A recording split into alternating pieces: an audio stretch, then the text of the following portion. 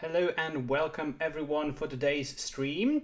Welcome to my American viewers who, well, I'm sure that a lot of American viewers will maybe be excited to finally catch me live because I usually stream a bit sooner. But today I have the legendary Bryant Cook with me today. So hello Bryant, how are you? I'm well, how are you? I'm doing very good. Just again, wanted to thank you for being on the series here today. It wasn't easy to find a timing where we could both work it out because, well, I live in Europe and it's midnight where I live right now, and you just came off work, so it's possible that you're a bit tired, but yeah, that's why I wanted to thank you for making time to do this. It's awesome to have you here. Yeah, thanks again for having me. I appreciate it. Nice. So, Brian, I have your list right here, and this is interesting. I haven't. Well, I don't know all the lists from Storm because you don't see it all that often anymore, if I can say that. And what I really love about this list is you just play 4 Vela Summers in the main. Is that like standard stuff right now, or is this something that you're trying out? I'm not sure. It has been stock in the Epic Storm Mm-hmm. since the end of 2019. Okay. Uh, I had like an epiphany one night. It was actually the night before Thanksgiving here in the United States. I was grinding leagues with Magic Online, and I hit a rock bottom. Like I think I went like 2-3 in 3 leagues in a row, and I was like, something has to Wait, 2-3 change. is rock And bottom for you? yeah, Wow. and I was like, something has to change. And at like 3 in the morning, I was Mhm. getting ready for bed after just like losing all night, and an idea clicked, and I couldn't go to bed. And I just stayed up till like 5 in the morning working on this first ever Wishclaw Talisman list. Mhm. And I wrote like this giant like essay in the Storm Facebook chat. And I woke up, I had 0 likes, a bunch of views, like no one had said anything. And I'm like, I'm just a crazy person. And then Yeah, one what's by going one, on? people started trying it and they're like, holy crap, this list is really good. And that was the end of 2019. So since then, Veil of Summer's been pretty stock in the main deck, along with 2 Defense Grid. Basically, the Epic Storm doesn't want to give opposing Veil of Summers any use. Mhm. Mhm. Yeah, I can understand because I have always felt that Vela Summer from the Infect side is pretty good, but with a defense grid, you look pretty silly once that one hits the table. So I can completely understand.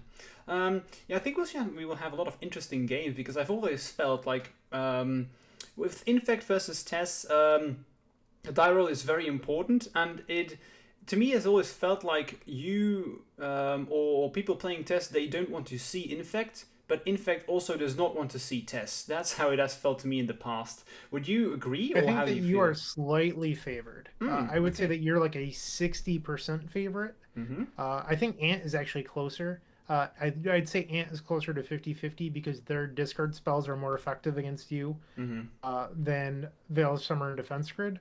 Yeah, Back that's when the true. Epic Storm used to play discard spells, I felt like I was slightly favored, but that has since changed. Mm-hmm. Yeah, that's definitely something interesting to talk about. From the start, by the way, I want to thank Mr. X for the subscription. Great to have you here from the start, finally making it live. So, yeah, it would be nice to maybe have a lot of American viewers here. Maybe, Brian, what we can do is we can just play a game. Some more people will show up, and then afterwards we can talk more about the matchup, if that's okay with you. So, if you don't mind, I'd like to talk a little bit about a recent change to the Epic Storm. Perfect. Sure. Go ahead. So recently, I've uploaded 2 videos to the Epic Storm YouTube channel. Insert shilling here. But Mm-hmm. the big idea behind them is that there's 4 copies of Mishra's Bauble in the main deck with no copies of Rite of Flame. Mm-hmm. The idea is that by having Mishra's Bauble in your deck, you get to activate Mox Opal earlier and more consistently. So you're getting mana from Opal more often, which negates the mana loss from Rite of Flame, at least in the early game. Plus, you get a pseudo cantrip and Bauble that helps you scry with your fetch lands and find your Dark Rituals and Lion's Eye Diamonds more easily. This is a very recent adaptation, right? Yeah, 2 weeks ago actually, so Okay. it's Wow. pretty new. If you want, you can feel free to share the link in the chat. I don't mind at all. It would be nice to have people check it out if they are interested to see this list. Okay, right. What do you say? What do you say we just play a game and see where we end up? That sounds good to me. I'll challenge you. I think I've already added you, so it should be good. It's just Bryant_Cook, right? Yep. Okay. Because I had situations where I added the incorrect player, and that's pretty weird. Let's see. So format. Okay, should be good.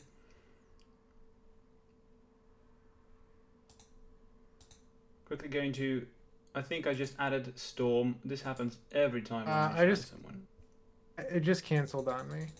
Yeah, I did. That's my fault because I added, I clicked on your deck, and so I was gonna play TES, and I've never played that one before, so that would be quite silly. I think that would be more interesting if you played. Why don't you change the series? You play their deck and they play Infect. Yeah, maybe we should do that. I'm not sure if it would be very educational, but it would be funny. That's for sure. That's for sure. I think I could probably rent Infect. Let's do it. Fine by me, actually. Maybe I should, but I can guarantee you that I will just lose because I have no idea what I'm doing, and I don't know what I should get at any point in the game. All right, it's probably more informational for the other way. Probably. But I think I did check or did click on the right deck this time. For anyone watching here right from the start, I do want to add that we do know each other's deck lists, so we will play as if we know each other's deck lists. So I sent Bryant my list, he sent me his. So we have full information, and if you want to see the deck list of Bryant, you can hover over to the left side of the screen. You should be able to see the cardboard live pop up over there, and if you hover over a card, you can ask any questions that you may have, and either me or Bryant will be happy to answer them for you. All right, Sam, are you ready to begin? Let's see. Am I ready? I'm not sure. I'm afraid, but I'm. Let's do this. Let's do this.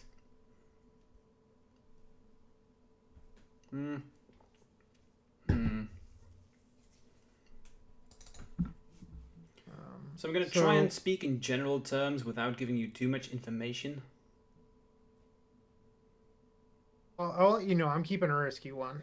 A risky one, okay. Now my hand's interesting. It has a lot of interaction, so I think I'm happy keeping this, but it's not like this is an insane hand or anything. But it's too good to mulligan, so I'm gonna keep. This is fine. So what I found is that sorry, go ahead, Bryant. You're slightly slower than I am. That said, you get to interact, which essentially makes you faster because it forces me to slow down. That's the big thing, at least in my experience. Have you played against a lot of Infect decks? Locally, not much online. Yeah, that's my experience. In real life, people really have their pet decks, but online it's just Delver everywhere right now, in my experience at least. It's been, and I'm not exaggerating here, I think at least 2 months since I've played against TES online. I believe it. So no shuffle, good for me to note. Let's see. Oh wow, that's okay. Yeah, that's just that's not bad. That's a good top deck. So best play for me by far. Turn 1 elf, always scary because it forces your opponent, especially on TS, to kind of go for it or play a slower game, but they risk dying. So puts Bryant on an interesting spot to say the least.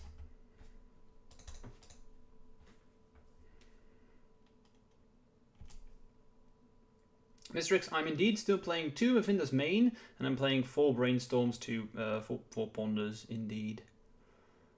Burning Wish, 2 mana left. Important for me to note here is that Mox Opal requires 3 artifacts, so I know that it's right now only 1 mana, but that can change pretty quickly. So I think I'm going to let this one resolve. I would agree with that. So I have a couple decisions here. It's basically like Empty the Warrens is not a card I really want to cast against Infect. So usually it's Peer or Echo. And Echo is typically if you already have Lion's Eye Diamond. Peers if you don't. So this is a signal for you that I don't have Lion's Eye Diamond. So I'm getting Peer into the Abyss and I'm passing. Okay. So my top deck was pretty good because I can just go for it here. I already had the Berserk in hand, and I just top decked the Invigorate. So this is pretty safe. And by pretty safe, I mean always. That's a death for me. Indeed. Turn 2. Yeah. And you mentioned you had interaction, so... Yeah, I had a force too. It's pretty. My hand was pretty... As I said, it wasn't nuts, but then I drew Invigorate, and then it was nuts. So just... Yeah, that's how the game one is very much not interactive at all, at least in my experience, except maybe from the Infect side, but not all that often from the TES side. You have stuff like Defense Grid, sure, but I'm not sure if we can count that as interaction all that often. But after sideboarding, the game will become a lot more interesting, I'm sure. Well, honestly, I don't know if it will. Mm. I don't board against Infect. Like, I just resubmit the same main deck. Really? Wow. Um, Okay. so, like, I could board in Carpet of Flowers, but I don't Hmm. think that's really what the matchup is about. I agree. Because Yeah. so often you can kill me off of, like, Forest, Noble Hierarch, Hmm. creature. Yeah, I'm I so can board happy in you say this. Thoughtseize. Because sometimes, whenever I see my TS opponents bring in Carpet of Flowers, I'm like, okay, so what are you doing here?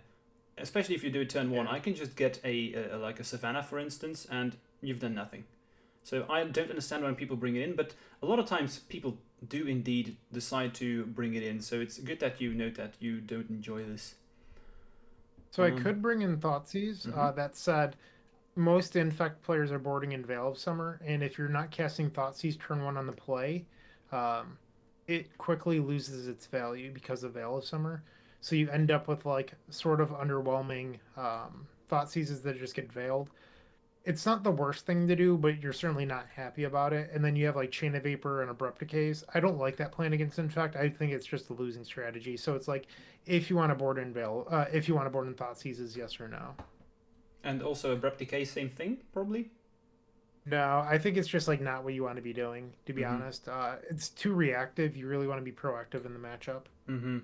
Wow. Okay, that's I never imagined that you just don't bring in anything. That's an interesting take.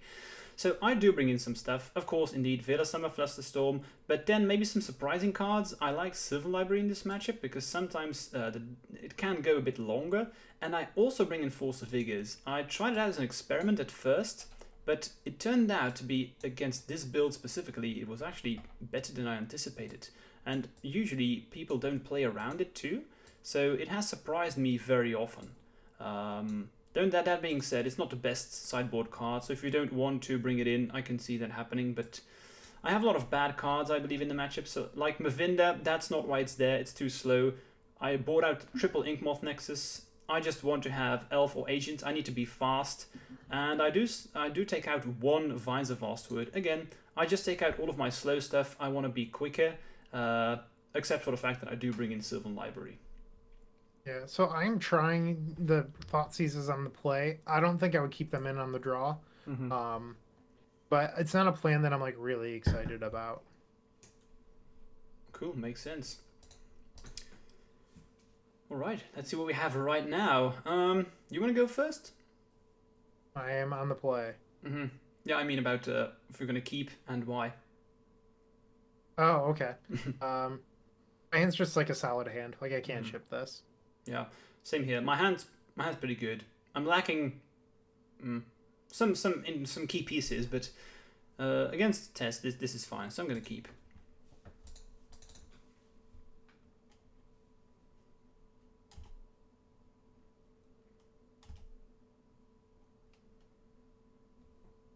Okay, so from my side, starting off a Ponder from a Lotus Petal, my first idea is, okay, so you probably don't have a land, so who knows, if you're a bit unlucky here, it's possible that you fail to find a land, but it's not guaranteed or anything, could also be a bluff. Okay, I'm just gonna do the same, let's Ponder. Okay, this is very bad. Let's quickly shuffle that one away. And pass. All right, I'm gonna use Bauble because I want to draw the two cards on top. Mm-hmm.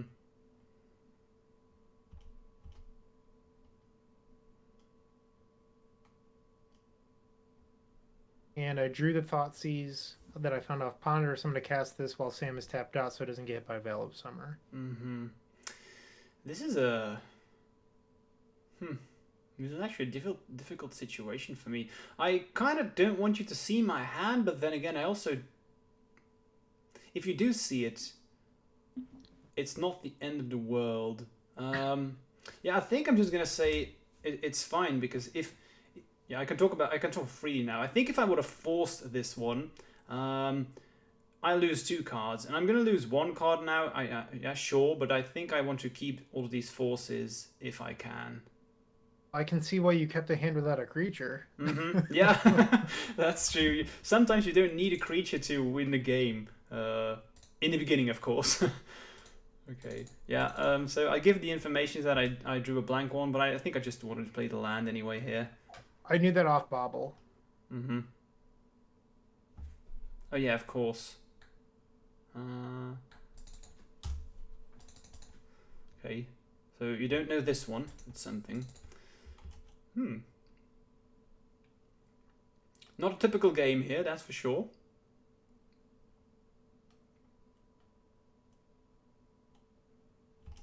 Yeah, I don't like fighting over cantrips unless it's not an... If I had a spell pierce, maybe, but I don't think this is a situation where I want to fight over a ponder.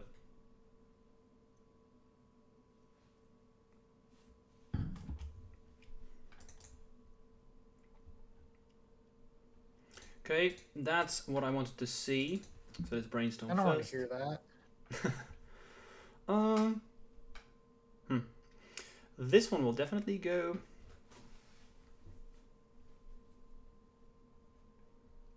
Then probably this one, honestly. Okay, so let's fetch. I did find a threat, and listen, elf. I think I'm probably dead.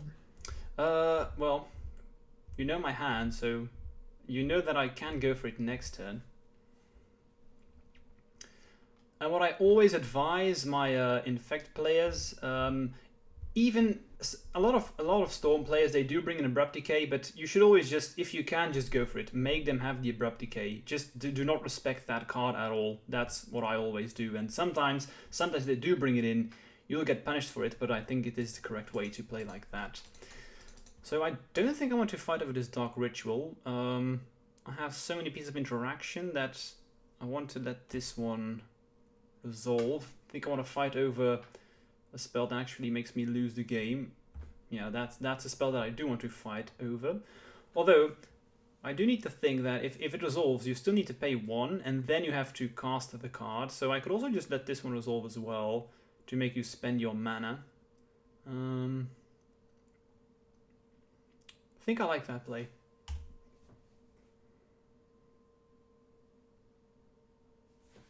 Another one, okay.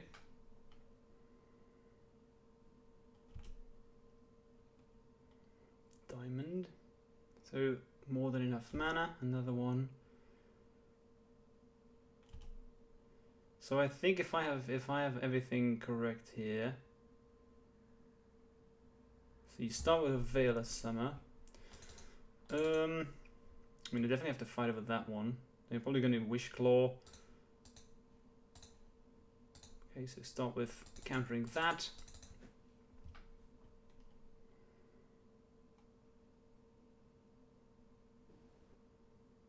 So I do know that you still have one more force in hand.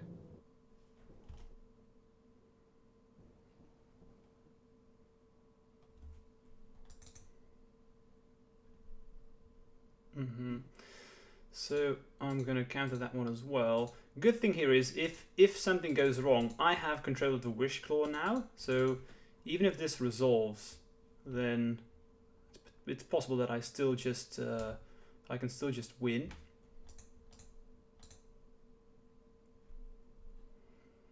I have some bad news because I do have another Daze. I found with the Brainstorm.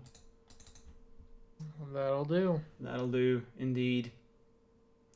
So I'm not gonna lie, my hand was really good here. The Brainstorm was pretty much perfect. I had so much interaction, and this is why against combo decks you don't often need a threat. Where in general people always say that if you're an Infect player, you should always keep a hand that has a creature, otherwise you mulligan, and that's not always true. And I think this is one of those weird situations where that's an example where that's not always true. Now the game did feel typically of TES versus Infect in the way that we have a situation where as soon as I play a threat, then that's the point when you probably want to go for it. But it always has felt to me that the Storm player wants to wait for as long as they can, but as soon as the threat hits the table on the Infect side, that's when you just have to go for it. Is that correct, or how do you feel about that? I think that's definitely more of an ant approach. I'm not Mm-hmm. looking to take a super long time. Um, like, if I find that, especially against like your deck has Veil of Summer, Cluster Storm, Force of Will, Mm-hmm. Spell Pierce, and even Force of Vigor. I am not favored in the long game. So I don't know if I really agree with that. Mm-hmm. Like your deck just has a little bit more interaction for me um, than that what I'm trying to do. So I don't think I can afford to take that role. Okay, interesting. Yeah, it's always funny when we talk about these things where I consider this to be the matchup, and then you say no, I consider this to be the matchup to be completely different, and of course you always talk about how it feels for your personal side, and I think you do learn a lot from these situations where like. Is this the correct thinking? And then your opponent says, "No, I wouldn't do this at all." So yeah, good stuff for sure. Um, Like if you were trying to slow down the matchup, because like you were a little shocked I didn't bring in Decay, I think that's definitely like more of an Ant approach is like mhm, trying to slow the games down because you're probably slightly faster than Ant, so they would want to bring in Decay mhm. to slow you down. Where instead of trying to slow you down, I'm just trying to race you. Mm-hmm. Mm-hmm. Makes sense. Um, how do you feel about Mishra's Bauble in this matchup? Um, it's interesting. So there, it allowed me to ponder into three cards that I wanted to keep because I Mm-hmm. wanted all of them. Mm-hmm. And it was definitely more effective than Rite of Flame. In game one, it made my Opal turn on turn one, so it was like I had an opening uh, land in my hand instead of like just being uh, like mana screwed. Mm-hmm. Like I found it's a lot like a slightly worse Gitaxian probe, to be honest, but it makes my mana better. So Mm-hmm. a little bit of give and take. Nice. Did I have the correct analysis of you maybe not having a land there when you played the petal? That is correct. Nice. Okay. Is that something that you would always keep in this situation? Um, I mean, my hand was pretty good, so I would have kept it. Like I had Veil of Summer, Wish Claw. Like I just needed mana, Mm-hmm. and then the Ponder found a bunch of mana. Cool. Yeah. Makes sense. All right, these games are definitely going to be quick. That's something that we can be sure about. So if you have any questions for people in chat, feel free to spam them, and we will be happy to answer them for you. I'm thinking, Bryant, have we ever played against each other online? I think once. I I could think I check my remember once. historical data spreadsheet. Let me do that real quick. Oh, nice, nice. I think if I remember correctly, we played again in a showcase when Dreadhorde was still legal. I'm not sure because I do not keep Uh, track of these things. that sounds familiar. Hmm. I mean, I don't remember off the top of my head, but all right, it is searching. It's a big document at this point. Yeah, massive. Maybe it's going to pop out that we have played like 5 or 6 times against each other. That would be funny, but I don't think so. It says 3. 3 times. What's our score? I am 1-2 against you. Okay, okay. So then I think you are probably correct that there's a slightly favored matchup for Infect. Um, I would agree with that. okay, nice. It's always interesting that, for me personally, I feel that if you have a feeling about a matchup, you should keep track of these things. And if your feeling is correct, I do think that's important if you want to improve. Apparently, Mr. Fat Pickle Oh, in the chat says there's a video on the TES YouTube featuring, I guess not featuring, but probably playing against me. maybe. So fun fact for you. Do you remember how I told you about the story about how I was playing the knight, uh, and Mm-hmm. then I lost a bunch? Yeah. I lost to you that night. Oh, really? And that's when you broke down. I was like, I can't. Uh, Not even an exaggeration. That night I lost to you, and then I made Wishclaw TES. Oh, okay. So technically, it's thanks to me that you made the Wishclaw Talisman deck. Is that what you're saying? You were one of the 15 people that ruined my night Okay. that night. I'll take partly credit for that then. No. All right. We have a lot of fast games, so maybe we can just play another one if that's fine by you. That's fine. Nice. Okay, so I'm gonna try and challenge you with the correct deck again. Uh, how do you feel about the recent set, the Strixhaven? Anything interesting for TS or not? Not really. I am playing a Witherbloom command, but people Hmm. are a little lukewarm on the card.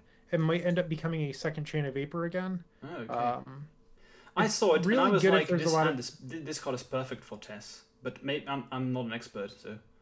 It's just a little bit clunky. Mm. Um, Hmm. like it does a lot, but 2 mana is just it's heavy.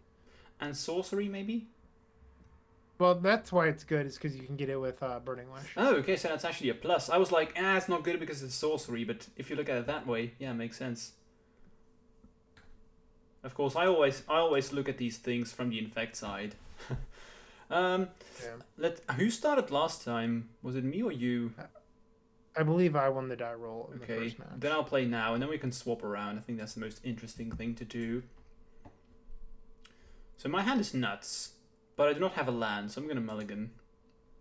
Well, I've opened up triple Burning Wish. I cannot keep that. My hand is good again, but I do not have a colored land, so I have to mulligan. My hand's fine, so I'll try this. This is about as good as it gets for a mulligan to 5, so I'll just keep, put these two on the bottom, and I'm very scared because mulliganing to 5 is not where you want to be. So I'm just going to play this noble turn 1, and let's see. Well, I did not draw a land, so I'm going to pass the turn. This is going to be a very awkward game. Because, okay, luckily for me I drew Ponder, otherwise I was just going to pass as well. That's a shuffle. I might as well do this right now. Let's just brainstorm, see what we get. It's not bad. Yeah, let's just play. Okay, so I'm gonna play this Nexus, and at least I found a threat. So. Well, I didn't have lands. I did have artifact mana. Mm-hmm.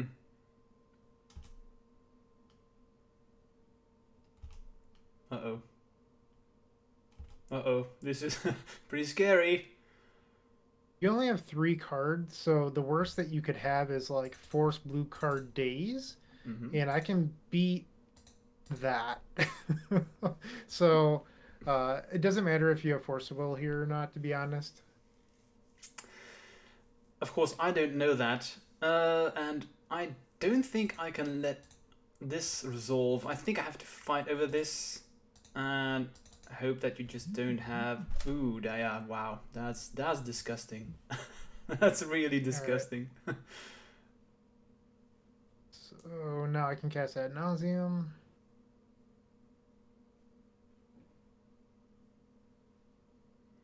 And we're probably gonna be dead now, but always let TES just go for it, and you never know. I've won because my opponent fizzled. It happens.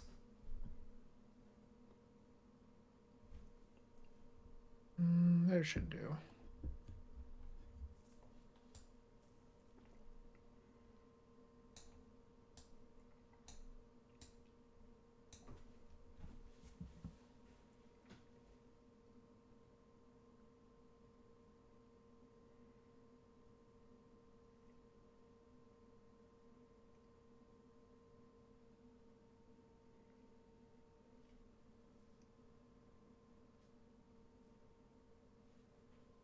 Boom, dead. Always, and this is something that I suggest everyone to do, just let your opponent play it out.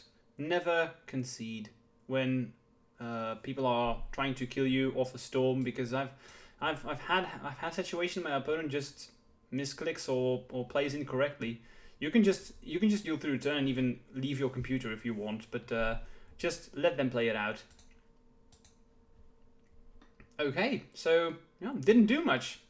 Although I should note that my my last brainstorm was pretty good, but a bit too slow there. Okay, sideboarding for me is the same, so I'm gonna do the same as last time. Same. I thought about switching it up and trying to bring in a replicated Jukyu, but I just don't think it's a good plan. You can try it out if you want. I don't mind. Well, the thing is, like, I know that Infect has Veil of Summer, Mm-hmm. And like one of the best thing that TES can do is just make Veil of Summer a dead card.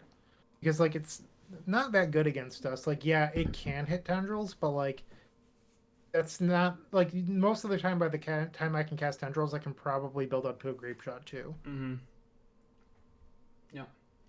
And I think that's a very interesting thing that you point out, because even though that's true, I would never not bring in Veil of Summer. I don't think that's something that I can afford to do, and like level up the thought process that you just said here. I would never risk that. I just always bring it in. So I think it's safe to say that you can always assume that Infect just indeed plays the Veil of Summer, and probably every single deck that plays Veil of Summer, you always suspect they bring it in, right? Or is that incorrect? Yeah, that's true. So one thing about Infect though is if you really want to abuse Veil of Summer against TES, Mm-hmm. is you want to lower their life total quickly so they can't get as many resources off of ad nauseum. But that's not how Infect works. It doesn't deal damage, Mm-hmm. so you can't really pressure ad nauseum. Your pressure is killing me, Mm-hmm. which usually means I can afford to grape shot through a veil. That's true. That's definitely true. Although I have won with regular damage before, and I think this was a situation where that was possible. Where if you go off with uh, damn, forgot the name, the drawing card Ad spell. nauseum. Yeah, ad nauseum indeed. And they just pass the turn, and then I have a noble on the board, and I just okay, so I'm gonna fetch a pump spell with the wish claw and kill you, and it happens because people sometimes forget that you can just play a pump spell on a noble, and it is a thing. But it's definitely something that doesn't come up very often. That's for sure. That's fine. Let's keep. All right. Well, I have no mana whatsoever. I'm gonna ship this. Mm-hmm.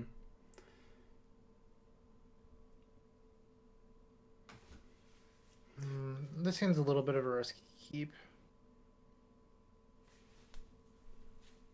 But sometimes I have to do that because I kept 7. So if I had mulligan to 6, would you mulligan further or not? No, like my hand, it just needs a few things to go Mm-hmm. right. Um, Yeah. Okay. that's Makes all. sense. Makes sense. Yeah, Mystrix, that's definitely true. I have thought about that last time as well. You just went through the motions so quickly that it's pretty clear that you know your stuff with the deck, of course. Good for me as well, because if you're gonna lose, you might as well lose fast.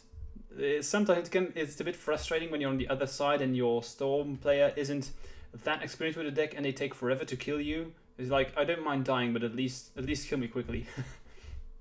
So I got a little bit lucky and drew the blue source I needed for this ponder. Okay.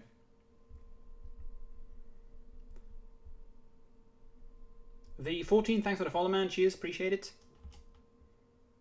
Ball, okay. Colorless Gataxian Probe. Indeed. Broken. I think I want to start by pondering. Let's see what we find. So a bit of a slower start here from my end. Okay, that's not the worst. Let's just take this one, pass.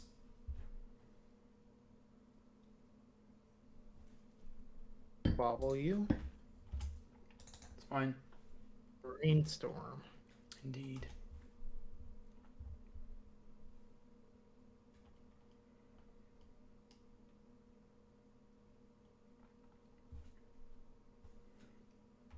Ponder.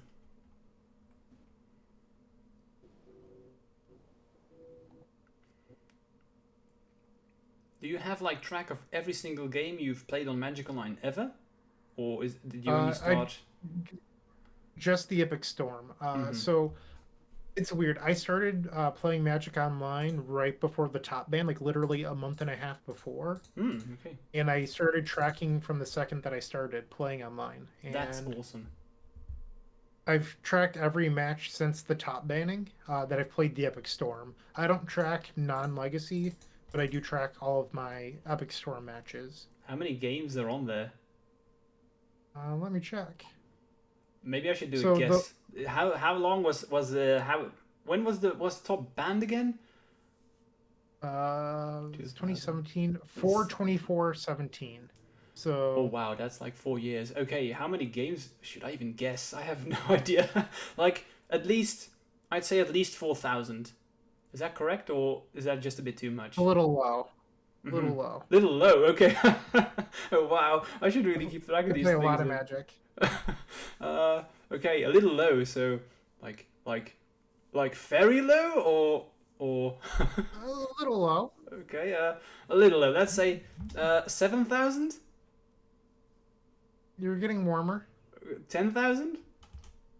Okay, so I am just under 9,000. Okay, nice. Under 9,000. That's like premium stuff right there. What I mean by this is you have so much information, and you have so much ideas of how well you perform in certain situations. I think that's very important to know. Huh. So I think I'm just going to fetch here. Uh, hmm.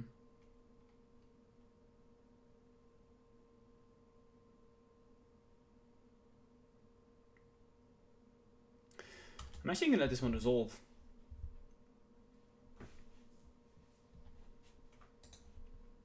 So interesting situation. I'm curious. I wish So more of my opponents would let ad nauseam resolve. yeah, I was just gonna ask you how do you feel right now? What is your thought process about my hand? Because it's a bit weird that I let this resolve, I'd say. So what's It's in your weird that head? you fetched and then let it resolve. Mm-hmm. So, like, to me, I have a couple thoughts. One, you're running a super old list with Stifle, but you sent me your list earlier, so I know that's not true. Which means that you probably have a Veil of Summer in your hand and you thought about cycling it for Force, which would have been a free play. Because, like, either way, I have to Grape Shot you, but then you get a look at Force. You didn't take that play, though, so I'm not sure, but I would still lean into Veil. Mm-hmm. I'll tell you this: I boarded out tendrils, so I'm able to flip a little bit lower. Okay, that's very good that you do explain why you go a bit lower there. Like tendrils is just a card that, like, if you're going to board in Veil of Summers, I should once again make them completely useless and just grape shot you to death. By boarding it out, I can actually flip lower on my ad nauseums, which allows me to do that more efficiently. Makes sense. I would never have guessed that you would bring out or take out the tendrils. That's a very interesting approach. Okay, ritual. Keep track of the storm count, everyone.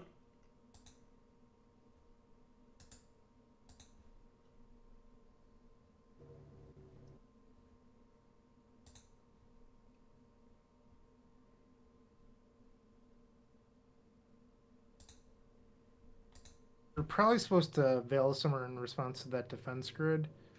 Um, but I'll see if I can still go.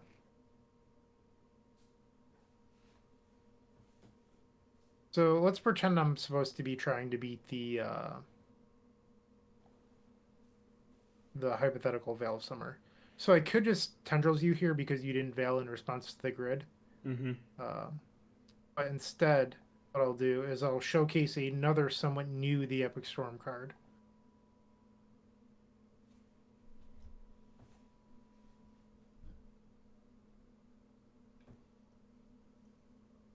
Get Peer into the Abyss, float 2 mana, draw half my library.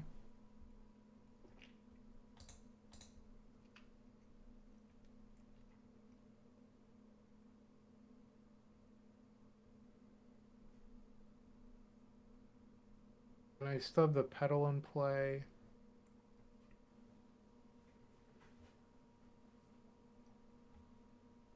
And there we have the grape shot.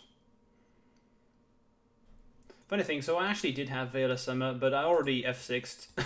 So I definitely should have not F6'd, but if I did have Veil of Summer, this would have happened as well. So it didn't change anything, but you're 100% correct. I should have done that, for sure. So yeah, lovely game here, because we saw just how swingy this matchup is.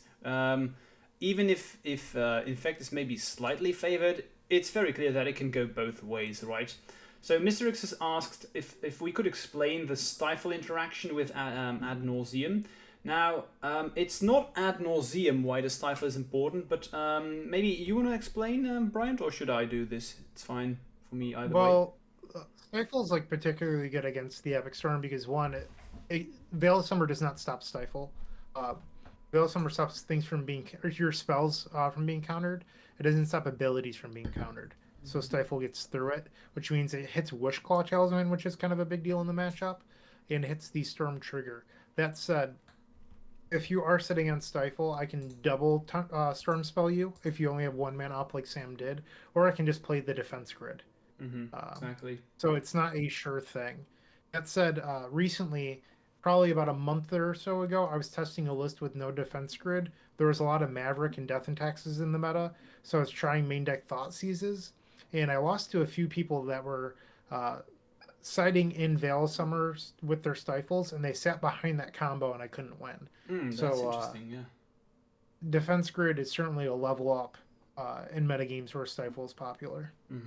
So what you should do is when you have stifle is if Brian would go for Tendrils of Agony, for example, so what happens is the storm is a trigger. So if he plays one Tendrils and I stifle the storm trigger, Brian will not get all the copies. So Tendrils will resolve once, and that's it. That's how the stifle works, basically.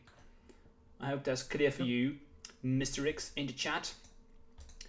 So we're talking about how we felt about the matchup, and I think that we just showed you how the games can go, where in the first game I won rather easily because I had a pretty good opening hands, and then games 2 I just had few interaction spells, and as you said, you're very fast. You can be just as fast as Infect probably. So I think if I do not have hands that are either very fast or have interaction, then I'm going to have a bit of trouble, really. And we saw just how Veil of Summer, I had 2 of them in my hand, but it just didn't do anything.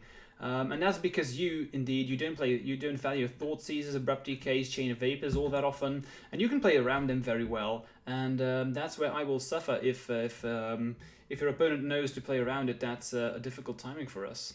Did I summarize that somewhat correctly? You did. Okay. And I actually had Thoughtseize in my hand for the last game we played, but I drew Veil of Summer, and I was like, oh, I don't even need to play into the possible Veil of Summer that Sam might have because I drew my own. But Thoughtseize was initially supposed to be my protection spell, but you just never tapped out, so I never had a window to play it safely. Okay, nice. Interesting. So what I sometimes do is, but definitely not with this build, but I sometimes bring in something like some piece of Graveyard Hate to stop Echo of Eons from resolving or being able to cast from Graveyard. Now, this is only if I have more stuff that I want to take out and bring in, because I don't think it's particularly good against us. But how do you feel about that? How do you feel about Graveyard Hate in general against TES? Pretty weak. Even in builds that run Rite of Flame, you're only hurting Rite of Flame and Echo. So it's a grand total of 6 cards in the deck. Right now, the list has 4 baubles, so it's a grand total of 2 cards in the deck. 1 main deck, 1 sideboard. So it's not super effective. That said, if, like you said, if you have a lot of dead cards, I think it's absolutely fine, but I wouldn't take out playables for it. Yeah, I definitely agree. I want to see, maybe if we have, it would be interesting if we have a game where I have Mavinda. I don't think it's good against TS at all, but it is a funny card, so maybe if we can make that work, that would be funny. Right, nice. Keep them coming, guys. If you have any questions for us, we will be always happy to answer them for you, but if not, then we can probably play a bit more games, because we have a lot of time. Of course, if you have time, Bryant, because we started immediately after work, so if you have to leave or you are hungry or whatever, do let me know, because we're only going to play for as long as you feel comfortable. I think I'd be up for one more match. Okay, great. So, let's see. I'm going to challenge you. Let's click the correct deck again.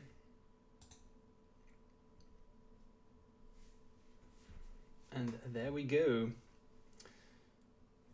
So 2-2 right now in the matches. This is the beginning of match number 3, and you won the die roll again. Mm-hmm. Now I said that we would swap, so I think it's your turn to start. So I'm gonna let you No, begin. no, no. No? No. Okay. Ah, Okay, fine. Then I will start. Yes, please. yeah. You won the die roll fair and square. Okay. Then I will take it. So this is one of those hands where I'm like, if I didn't know what I was up against, this was a snap keep. But against you, I just don't think I can keep here. I'm gonna mulligan, but I just wanted to, before I mulligan, let's hear from you. What do you feel about this opening hand? So my opening hand is I have 3 threats: an elf and double blighted agent, and then I have 2 lands, and then I have a noble and the vines of vastwood. I think this is just too slow. So I would mulligan this away against you. How do you feel about that decision? I think if you have a turn 2 with no protection, you can keep it. But if it's just like a turn 3 or 4 with no protection, you have to mulligan. Mm-hmm. And this is not even a guaranteed turn 3 or 4. If I just draw blanks, this hand does nothing. So I'm just going to mulligan this very quickly. Well, my hand has actual 0 mana, so I can't keep. Mm-hmm. So this hand is a keep. It's not great or anything, but the spy is going to 5, and it's okay. So let's put this one on the bottom, and done. My 6 has double opal, but no other artifacts, so it's essentially a 5. And the other 5 cards are just like sort of medium, so I'm just going to take an actual 5 instead. Mm-hmm. And this is also something that you will see in the matchup a lot, where I mulligan pretty heavily, and I think the same goes for you, because we really need very specific cards for the matchup. At least that's how I feel. I would agree. So I'm going to keep this hand, but I don't love it. It's just like a little slow. Also, mulliganing to 4 is not where you want to be.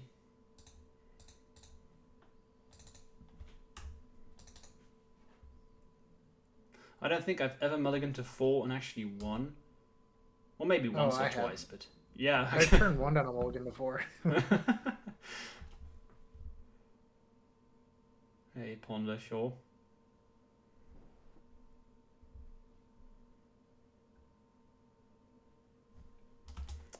Pass. And let's just play Nexus. Let's think.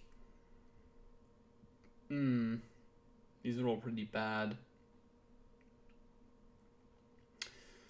So I have 2 very bad cards and 1 cantrip in there. Question is, do I want to keep the cantrip to dig for... I think the way my hand is set up, I think I just want to shuffle this. Let's get rid of it.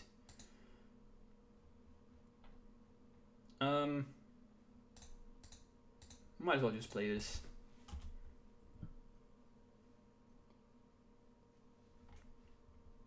Try to fix this hand up with a brainstorm. Okay. Yeah, the Ponder bug at its finest indeed. I tried to shuffle away the Glistener Elf, but Magical Eye wouldn't let me. Shame. Well, I can't... No, yeah, what can I say? Now I'm actually happy that the Ponder bug happened, because I just drew the Invigorate that I needed. That'll do. That'll do indeed. So I had the Vines in the opening hand, and I knew if I just find 1 pump spell, that should be good. Unless if it was Berserk, but that's technically not a pump spell, so yeah. It's good enough. I think this is definitely one of those matches where being on the play on the draw is important, although weirdly enough, we both won the matches where we were on the draw, which is weird, because I don't think that's where you want to be. Yeah. Okay, so same sideboarding again.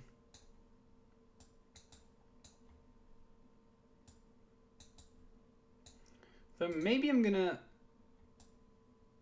just gonna bring in 1 Force of Figure, because I do usually board out one Vines, but maybe I just want to have the pump spell. I still have 1 of them, and it's not. I think that's a mistake. Like, I am terrified of Force of Vigor. I would bring them both in. Yeah. Okay. Yeah, I mean, Like maybe against Ant you could only do 1 Force of Vigor, but against me, like I run 20 something artifacts. Like that card is very good. It's true. I usually do 24 artifacts. I should probably just keeping the Force of Vigor. So if you would have to choose one, would you choose to take out 1 Vines, or would you choose to not bring in Sylvan Library? Those are the 2 things that I'm thinking about right now. I think the library is like kind of slow, personally. That's definitely true. Right, let's try it out that way then.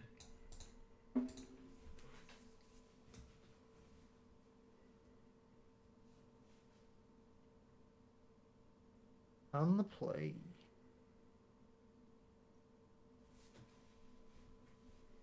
So I've opened up a hand with a bunch of lands and then tutors. It's just too slow. I can't keep that. This hand would be good if it had a tropical island in there, but mulligan. Alright, well I'm going to keep my 6. It's a hand that plays Magic the Gathering. Okay, my hand's trash. So this is a love to hear it. Your turn to go to 5, Sam. Yeah, I have 5 lands and 2 Glistener Elves. That's really bad. Snap keep. Snap keep. I mean, this is a keep. Honestly, I would probably just keep whatever I find after a mulligan to 5. I don't think I can. I don't think my deck can win with a mulligan to 4. Oh man, that's not true. But then I just need to get really lucky, honestly. So this is fine. Let's keep. Bauble.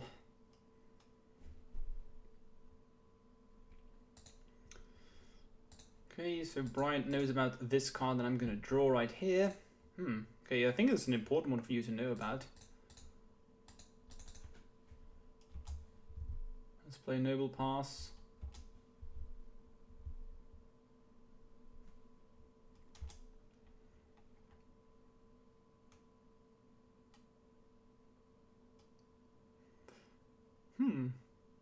I don't hate dazing here, honestly.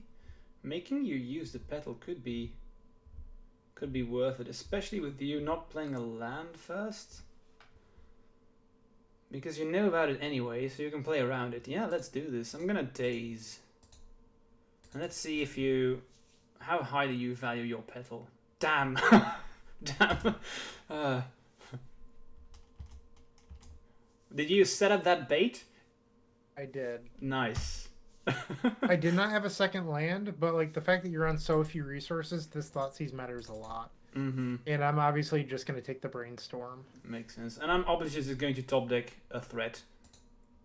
I don't want to hear that. I'm so sorry, Brian. I mean, this is ridiculous. Oh, come on. Yeah. So that's lethal next turn again? Yeah, Jeez. it is. It is.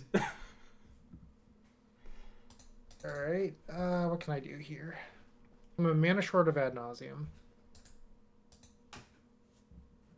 Yeah, I think you probably just need to. I don't know. you need to go for it, but I don't know if you can, of course.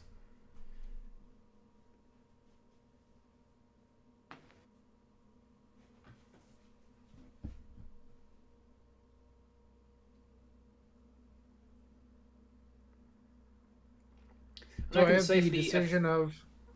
Go ahead. I have the decision between playing Wishclaw and then casting Echo, or keeping 2 mana floating and then Echo. I think.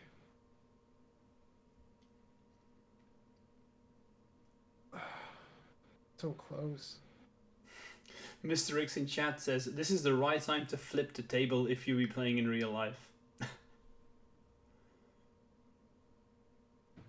So I'm definitely getting the Echo. Question is if I want to play the Wishclaw first or not. So normally I like playing Claw first, but I boarded out the Tendrils, which is like sort of a reason that you would want to play Claw, because then all you need to draw is mana.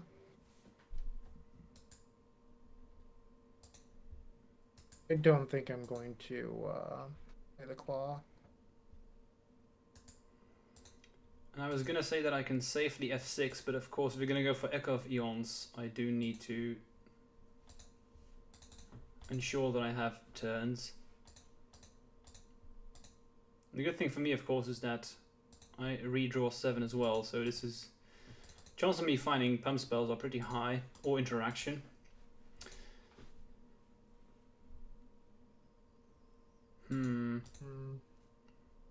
Hey, Straz Daddy, thanks for the raid.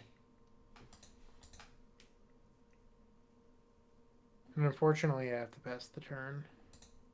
Okay. I did draw 2 pump spells, so I do have it here. My 7 were quite good too. I had Double Days, Veil of Summer. Yeah. Unfortunately, you drew the yeah, I drew the creature that turn. That's ridiculous, honestly. Yeah. I mean, it's part of Magic. It happens. Yeah, for sure. And yeah, I said I'm sorry, but of course it's what the deck does. And was there any situation where you would think, okay, I'm not going to take the Brainstorm, I'm going to take the Pump Spell? I think that is wrong, but would there be any situation where that is a line that you would want to take? I don't think so. So traditionally with discard spells, you take what they don't, or like if you have double Pump Spell and then one of something else, you take the one of something else because you're not denying them anything unique by taking the second Pump Spell. So by cutting you off Brainstorm, you're less likely to find a creature. You just happen to have the top card of your deck be a creature, which is what mattered. Yeah, I agree.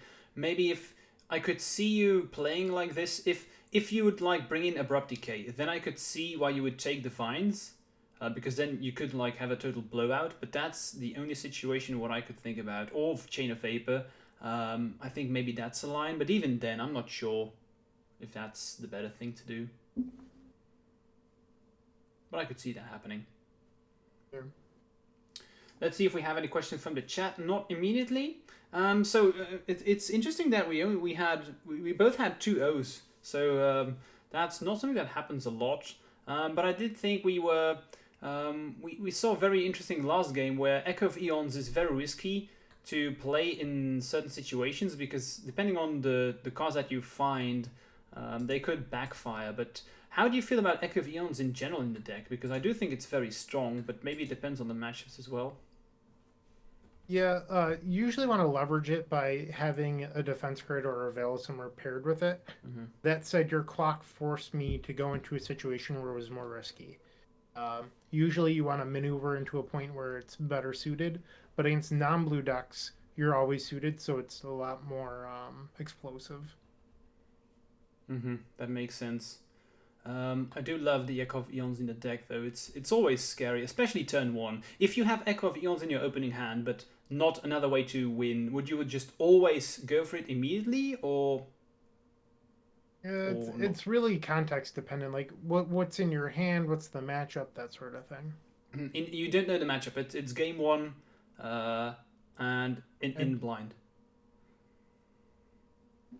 I don't know. It would depend on the rest of the hand. It's a difficult question because I've had talks about some test players, but they are by no means experienced that I've talked to in real life. They just say if I can Echo of Eons in game 1, I just always go for it, and I don't really know why, but they're like you disrupt their hand more than you disrupt your own hand. But I don't know if that's true, but. They seemed very confident about that statement, so I was like, let's just check with Bryant. But you do not agree with that. Yeah, it depends on what you have going on. Okay, I can see that happening, and it's really just all in because you usually go with the diamond, and then if they have a force will, you're gonna feel very bad, I think. Yeah. Okay. For sure. So Brian, you said that you only had time for 1 more, so I believe we're gonna have to let you go unless you've changed your mind. But what do you think? Nah, unfortunately, I've got to run. Okay, I completely understand. Maybe we can then finish up, Brian, by you telling where people can find you if they want to find out more about you and your content. Feel free to give a shout out to everything that you do. TheEpicStorm.com. Okay, great. If you want, you can share the link in the chat as well. Sorry? Yeah, TheEpicStorm.com, Twitter, Bryant A. Cook, and then the Epic Storm YouTube channel. I highly recommend checking out all of those places. I agree. It's all good stuff on there. I usually try and watch them, and you have a podcast as well, right? I do, the Eternal Glory podcast, alongside Phil Gallagher and Brian Koval, 2 wonderful legacy minds, both brilliant people, and great content creators. Mm-hmm. I really love the podcast. It's one of my favorites that are out there. So check it out for Thank sure. you. I'm a big fan as well. So let's see. It's now. I think I have some more time, so I'll probably just continue streaming for a while. Not too long, because it's 1 a.m. where I live right now. But I'm a night person, so I'm gonna manage. So Bryant, I want to thank you for being here today. It was lovely to have you as my guest, and yeah, thanks for being here. I'm gonna share the Twitch or your Twitch. Do you stream on Twitch yourself? Not too often. It's been Okay. like a year. Okay, I'm gonna see if I can share the links that you just told me in the chat, or if you want to do that, you can always do it yourself in a couple of minutes if you do have time. But if not, yeah, just wanted to thank you for being here, and I'm sure that a lot of people will be re-watching these videos later, because my European viewers will probably not have had a chance to do that. But yeah, I hope to see you again, Bryant, and good luck with everything that you do in the future for TES, etc. Thank you, and thanks for having me, Sam. I do appreciate it. Cheers. Enjoy the rest of your night. Thank you. See you, man. Alright, for everyone watching, let me quickly hover over to my own lists. So I've had a lot of questions about this list and about the chicken that you will see right here, of course. My man, Mavinda, here he is. Poultry Pump, as we have named our deck. Good stuff, really. I love this card. I started out playing 1, and I'm just playing 2 because I love the card that much. I'm going to be honest, I think you should only play 1, but I just love it so much that I'm going to play 2 of them because, I mean, the card's funny. The card is really funny. I really do enjoy it. It's like our own personal Dreadhorde Arcanist. This list that I have over here is, of course, built to deal with specifically Delver. And I have felt that if you are playing against Delver, this is ridiculously good, honestly. The sideboard is, you can see the Meekstone is just disgustingly good. Absolute Law. I only play Meekstone and Absolute Law to deal with Delver, and you can see the name of my build here is a challenge list. So I would not recommend playing this list in bigger tournaments in real life, honestly, because in real life you will not see that much Delver as you see online. So I have this build is specifically to just play challenges online. I usually do not like doing this. I usually try and build up my decks to they have to work in real life. That's what I usually do. But we came to a point where there were so many Delver players that you just, if you didn't have a plan against Delver, you weren't going to perform well. And then I figured, okay, it's time for me to finally brew up a build that's good against Delver, and this is what I came up with.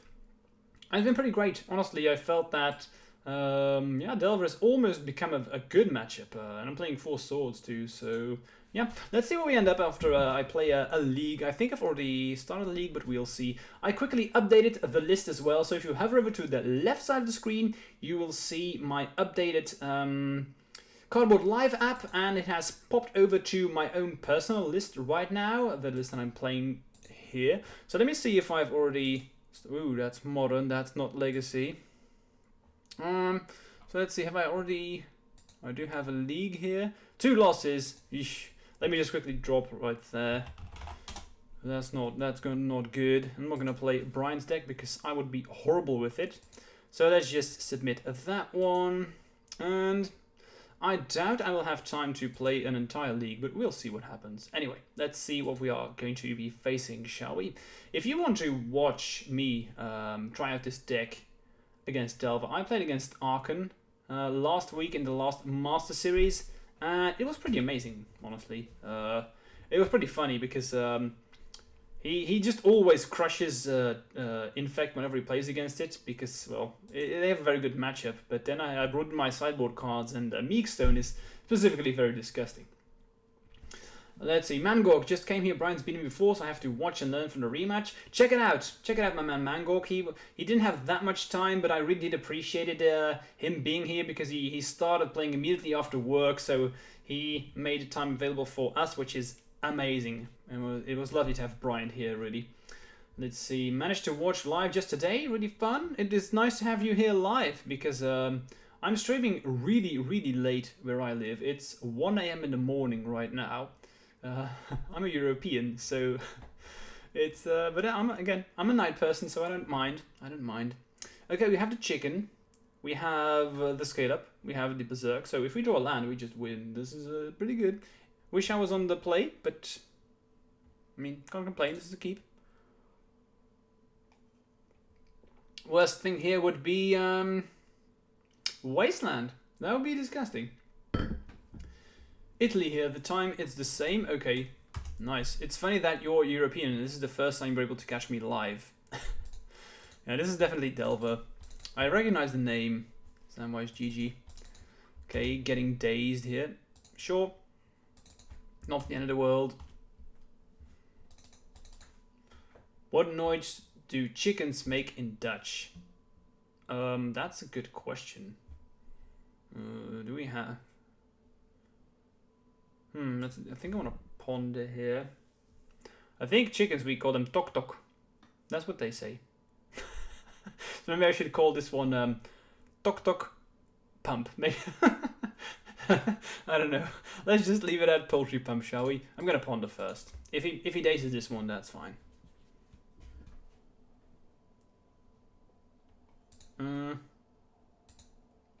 Okay, I'm gonna put him like this.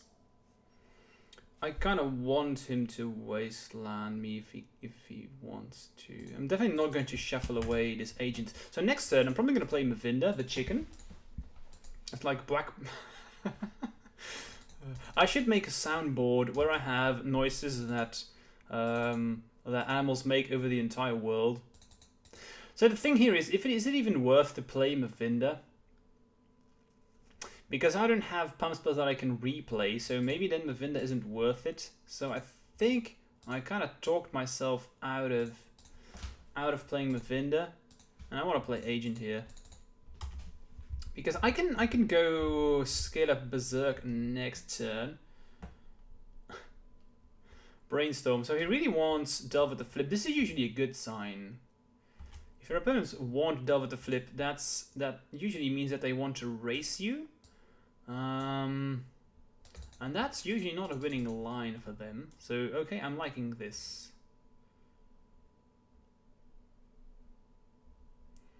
Of course, it's also possible he just wants to brainstorm now, so he can flip off of a card to put back and then shuffle it away. We'll see. We'll see. I'm hoping that it just doesn't have another land. Then we should be good. Yeah, he's not shuffling away Brainstorm. No way that's gonna happen. Wasteland, okay. That's not particularly scary, really. Bolt, so I'm gonna double daze. Well, I knew that one was coming. And if that works, we should be good. So the thing is, they did play the Wasteland first, so I know that...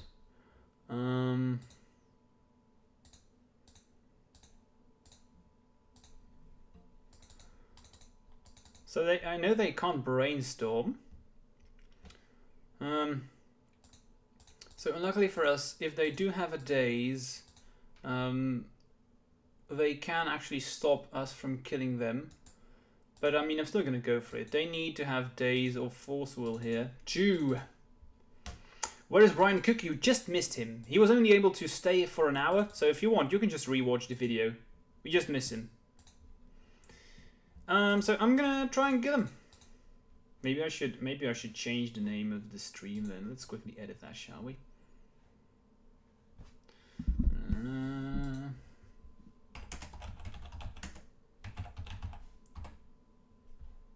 There you go. Okay, let's try and get him.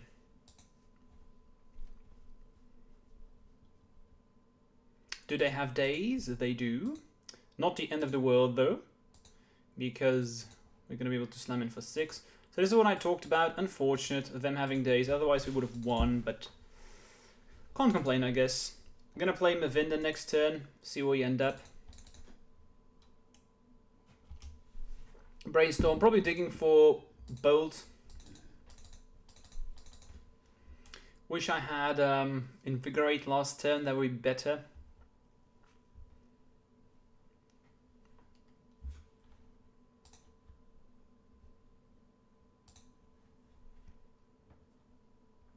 Yeah, we can block Delvers indeed.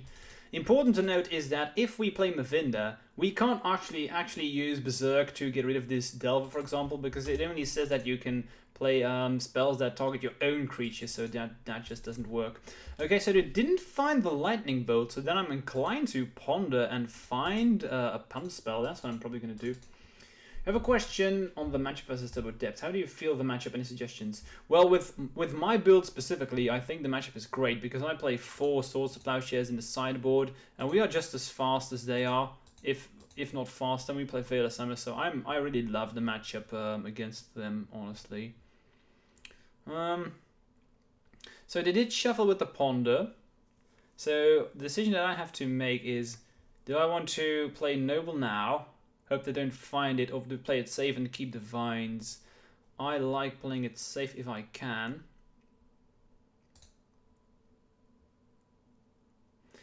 Because Vines works unless they have another Daze or Force of Will. So I have to decide between winning in 2 turns and play aggressive, or winning in 3 turns and play it more safely. I think I'm going to put them like this. So this means that I have possibility to save Agent, because next turn I can play Noble. So you're missing something, perhaps the Mulligan phase. I mean, the deck's strong. If don't get me wrong, the deck is very strong. So if they have the nuts, there's not a lot you can do unless you have a Swords. So let's see if they use the Wasteland here. Probably gonna use it now. Indeed. It's irrelevant for me to add green because it doesn't do anything anyway. So they probably found Bolt and now they're gonna use it. Prevent me from bolting here. If I had added green, they would have just done this in the main phase. So this is why they do this now. So I'm gonna get Noble.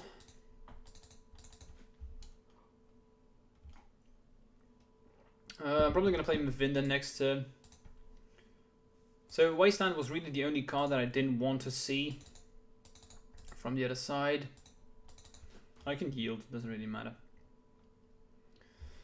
Okay, Expressive Iteration. Let's hope they don't have a land. Then this is basically just a Ponder,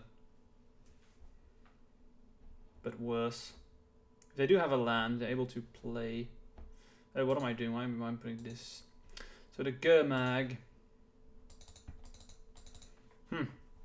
So they only have 1 card in hand. So I have to do some thinking because I'm gonna have to block the Insectile Aberration with Mavinda.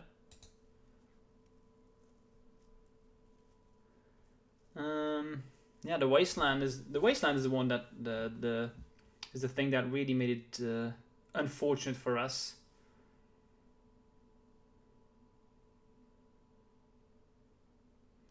Because we're going to fetch, go to 6, play Mavinda. Assuming it resolves, then they can just attack with everything. I have to block Delver with Mavinda.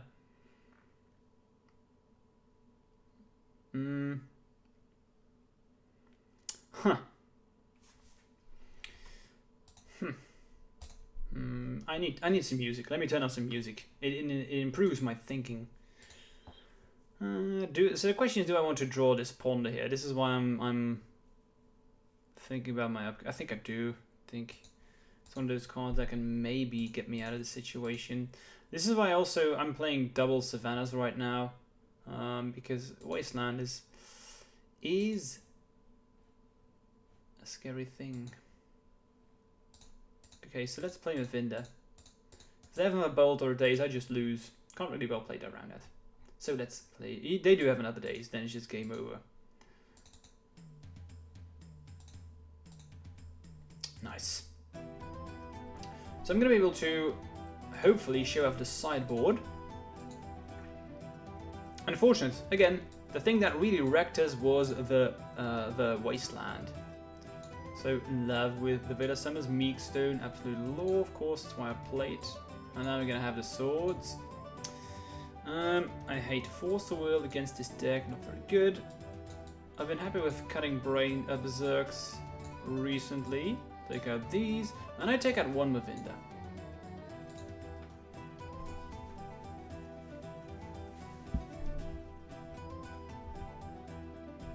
Any reason why Savannah instead of another trop? Yeah, if they have like a way to get rid of, if they have a way to get rid of Noble, for example, Forked Bolt, etc. In all honesty, it was totally irrelevant in this very specific spot, but it has become a habit where if you can, you should divide, but in this situation, not very relevant, honestly.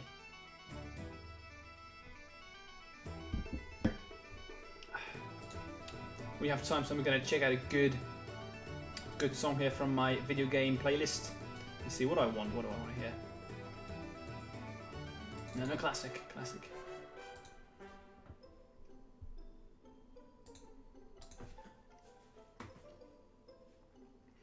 Let's hope we have Meekstone. That's disgustingly good. I ordered these cards in real life too, by the way, because I ordered the special artworks because the cards are just, they cost nothing, and I was like, I'm gonna buy them now because who knows, maybe other people will start seeing the potential in my man, the chicken right here, and I want to have it. I want to make sure that I have it before anyone else.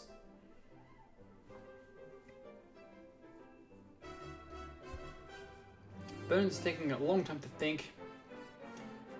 You notice the price drop as well. I mean, I don't think that this card will see a lot of play for sure. Plan to get commission on that as well. I mean, I don't think I can get commission on that.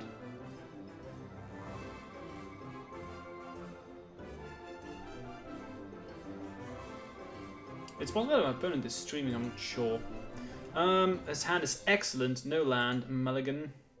His hand is excellent, no land, mulligan. Yeah, this is already game over. If you mulligan to 5 against Delver, you can forget about it.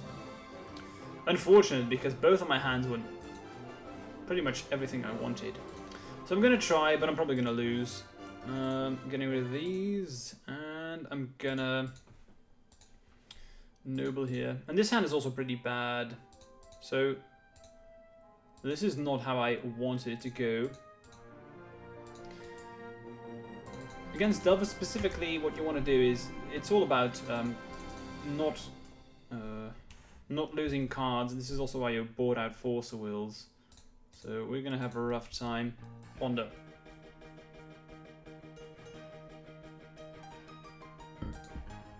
What if it's gonna Pyroblast here? That would be fine, because then I'm gonna daze. Okay, that's very interesting. I could fail a Summer, but I want to draw a card off of this fail a Summer. If they fight over this, that would be... Please just Force a Will this days. That would be amazing. That's the way how I could potentially sneak back into the game. Okay, they didn't fall for that trap. I think that would be that would be painful. It's not great, but I'll just take it. I'll just take it.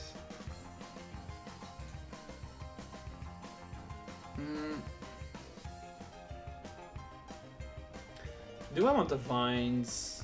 I think I do want the vines. I'm just gonna slam in with. Nah, let's just pass. Music a bit too loud. Let me quickly adjust for you, my man. There you go.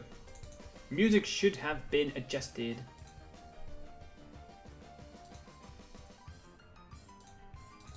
A wasteland, okay.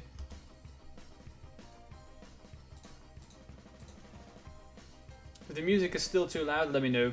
One click of the button and that has changed. Okay, we draw the Meekstone and the Elf, so this is pretty good.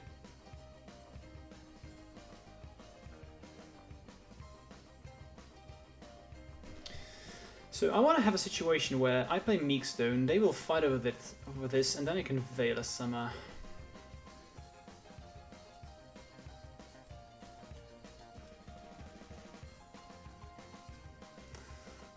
So I think I want Catacombs now. And Meekstone probably latest.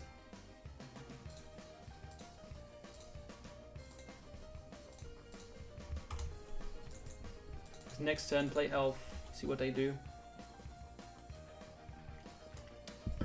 best thing for you to do is you actually only want to play Meekstone after they attacked with the Delver, etc., so it never untaps again.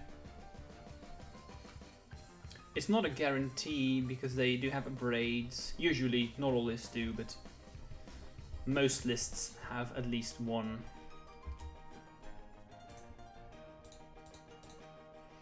Okay, so I'm gonna try and resolve this elf here.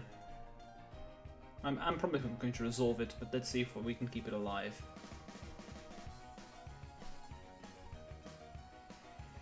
And if it resolves and they bolt, then I'm probably going to use Invigorate first. Ooh!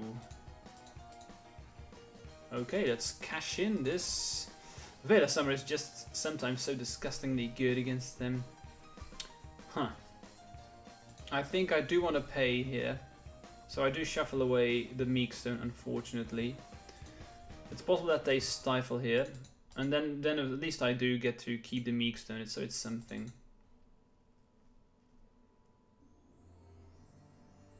Okay. So I'm just going to pay here.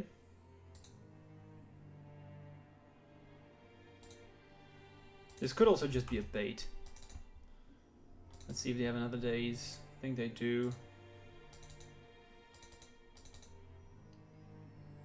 They do have another days. Unfortunate.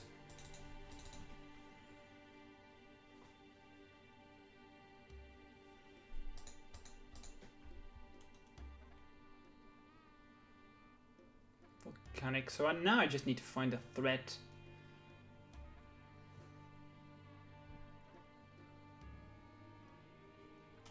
Keep in mind, guys, I'm mulligan to 5, so this game is closer than I actually expected it to be.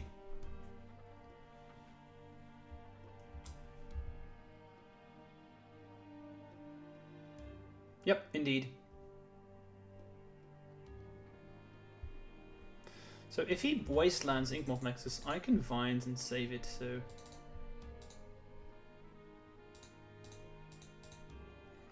So it's possible that he wastelands in response to me animating. Probably the best thing to do, but they decide not to. I'm just going to slam in and do nothing. If you want to learn Mr. X, you are at the correct place. And if you have any questions whatsoever, feel free to ask. So I'm going to save this Inkmoth Nexus. At least I'm going to try.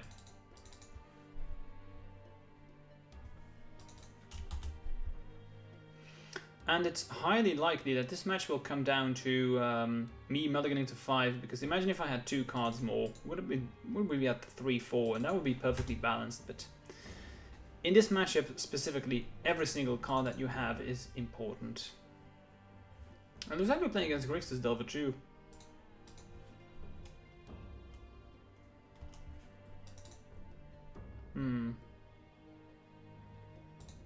Drawing a bit too much lands as well. They are very careful with the wasteland, as they should. A lot of Delver players use their wastelands way too quickly.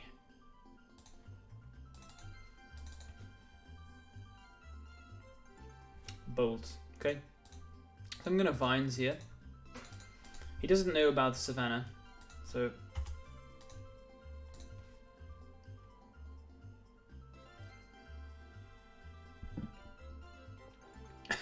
You stalked all of my videos. Well, I'll take that as a compliment. Okay, Sprite Dragon, sure. And now their Wasteland, sure, whatever. Nice. I'm just gonna fire that one off straight away. I don't play around Force Negation here, but I kind of want them to use it in this turn, and if I use it in upkeep, they can pay. So I want them, if they had it, I want them to use it now. See if I have another one. Nope. Expressive Iteration. So let's get rid of it. Let's see what he shows. Interesting that he tapped double Volcanic. This means he wants to have black. Kind of hoping that he Thought Seizes here. He could also go for what's the name? The Gurmag. Oh, fine. This game is a lot closer than I expected it to be, because again, keep in mind, I'm mulligan to 5.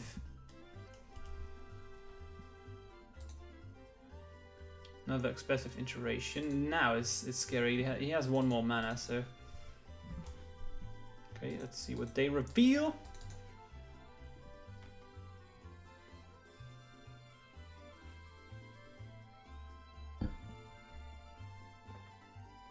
A wasteland, that's fine. They'll probably keep the wasteland for when I find the Inkmoth Nexus. Please play Thoughtseize. Ah, Fatal Push. Unfortunate.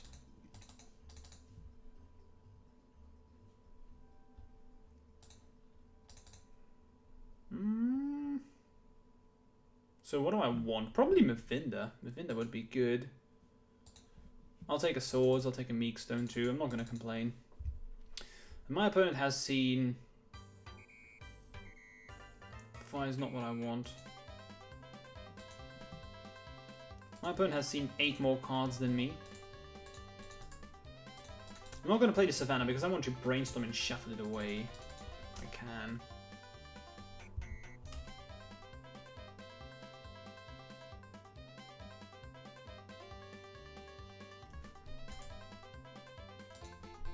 Yeah.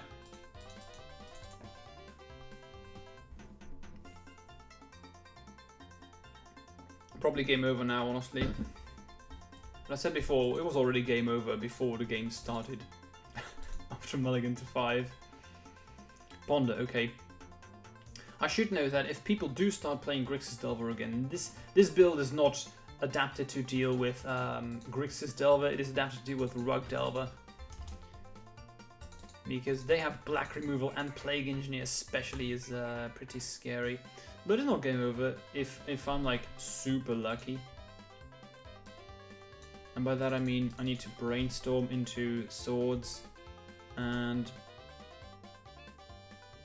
kill spell, and he needs to have nothing, which is highly unlikely. So yeah, we did. If I had found Swords, we still would have been we still would have lost. Right, concession. I'm pretty happy with this game though. Always analyze the game. Just didn't quite get there. Let's see. I can play one more, then I should really head to bed. Honestly, it's way too late for me. I'd like to play against Delver again, honestly. And keep in mind, guys, if you have any questions for me, spam them in the chat. Always happy to answer them for you. Let's see this leaderboard. It's my man. Here he is, my man Arkan.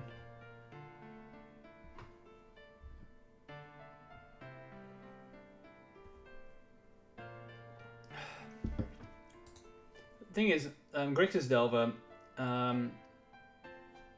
is a lot more difficult for Infect than Rug Delver is. And now usually people just play Blue-Red Delver. Grixis Delver is a bit on the decline. I have no idea why, if I'm being honest. But probably the fact that Rug Delver can just well play. I don't know why green is still so important, but seems to be the big agreement that green is just good to play still. But I think that blue-red is probably the best thing to do now. The beer name. Today I am drinking Lucy. I think it's a pretty local beer. I doubt that you can get it anywhere else. Maybe you should check it out. Lucy is the beer that I'm drinking right now. It's very good. Really good. Like a bit of typical Belgian beer, quite heavy, creamy, bit of a bitter but sweet taste in there as well. Good stuff, honestly. Alright, let's see if we have a more interesting game here. This hand is pretty damn bad. So this is basically just, I have a 3-card hand, Elf, and Force of Will's Protection. This is a mulligan. Ponder is not good enough here. Pretty mediocre, but I think I'll keep. So it's going to be Mavinda or Berserk. If I do draw, I think I have... Berserk is playable. Mavinda is not playable when I have only a single land, so... yeah, I need to draw land here. I played a drop. Okay. Had a bit of fear that Magical Line was crashing on me. I'm going to play the Elf. Opponent pauses. They force. I'll be aggressive.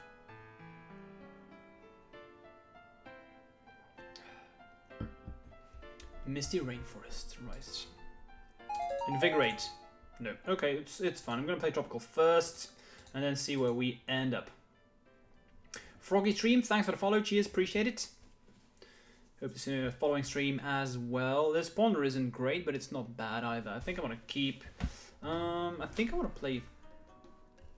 I think I want to have Noble now, so I can cast Slam in. I can force because I know I have another agent incoming.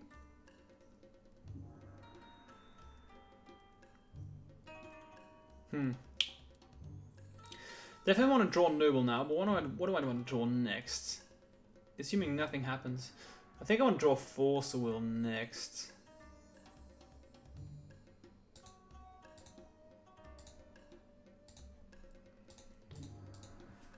So the thing is, if I have to force next turn, then the follow-up force is kind of useless.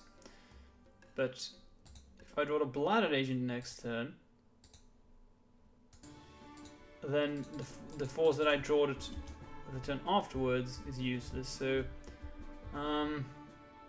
that's a coin flip. So I was thinking, if nothing happens now, I want to have the force so I can force pitching force and keep double Bladder Agents, or potentially just, you know, if nothing happens for a longer time.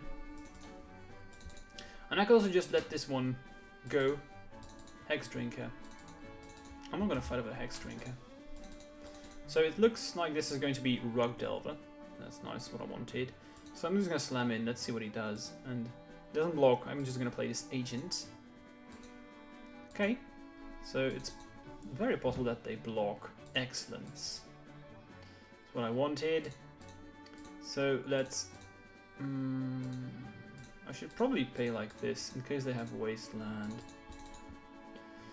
And if they do have removal now, I don't even need to fight over this because I have another one coming, but I think I do want to try and fight over it. I want to be able to smash in for as most as I can. Okay, so I do the Wasteland. They do not respect Inkmoth Nexus, that's interesting. They have a threat, don't care. Yeah, they have a threat. So this probably signals that they're going to get Wasteland, but I don't care about Elvish Reclaimer. I just want to slam in.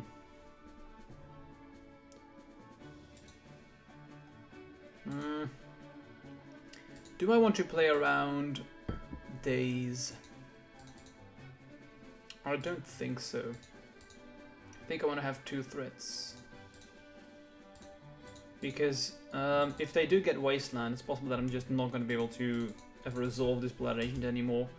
And now, something that I'm really afraid of is Forked Bolt. If that happens, But they have the Lightning Bolt, then it's okay. And they have much more Lightning Bolts than they have Forked Bolts. So, okay, so that was to be expected. But I don't really care. They're probably going to slam in, sure. I'm going to be faster. They are still dead in 2 turns. One step lands over Noble and the other way around. It really depends heavily on the matchup, and there's no... there's no very clear... It depends on the matchup, it depends on the board state, it depends on your hand. So I wish I could tell you one clear answer for any situation, but there just is none, unfortunately. Maybe a bit of a disappointing answer, but it all depends. So I'm going to try and kill them next turn, just slam in with 1, Berserk, that's 2, put them to 10. So I was assuming that I was going to be playing against a Rug Delver, but I don't think this is a Rug Delver anymore.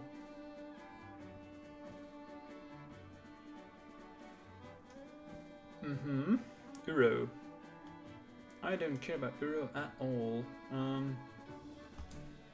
That's fine. You can gain as much life as you want. Yeah, exactly, Mistrix. Exactly. Okay. So they are going to stifle their own Uro. This is cute, but I mean, I actually think that maybe you kind of wanted to draw a card here. This is really cute, but it's just not good against us. Okay, so I'm gonna kill them. I think we just win whatever happens because they need to have double force and they can't have that because they have 3 cards in hand. So 1 force isn't good enough. If they have force plus days, which they won't, I still win. So I think we got it here. Okay, they just concede. Nice. So this is... I'm not sure what I'm up against. This is a mid-rangey... I don't know. What I do know is that Sword's definitely going to be good. I think...